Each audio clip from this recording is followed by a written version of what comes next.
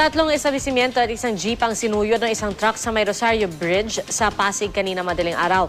Ang naka-aksidenteng truck, wala palang handbrake. Balitang hatid ni Oscar Oida. Pasukin ka na raw na magnanakaw, huwag lang ng dambuhalang truck. Yan marahil ang tumatakbo ngayon sa isip ng may-ari ng isang bakery, isang tindahan ng sapatos at isang driving school. Makarang pasukin ng isang truck ang kanilang mga establishmento sa May Ortigas Avenue Extension bago sumapit ng Rosario Bridge sa Pasig City.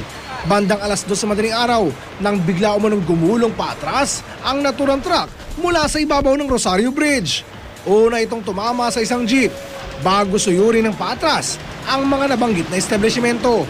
Ayon sa driver ng truck, itatabi raw sana niya ang kanyang sasakyan upang inspeksyonin ang kanyang gulong nang mawalan siya ng preno. Nataranta na ako, iniwas ko na lang sa sasakyan.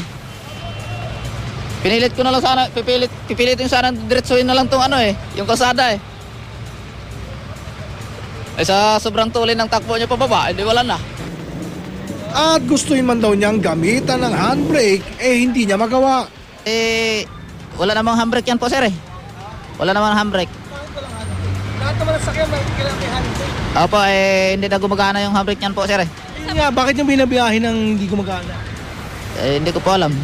Pero kung ang driver na ito nangingiti pa, ang may-ari ng mga establishmento, hindi na. Sana po maalis agad yung truck at mabayaran lahat yung mga na-damage na property.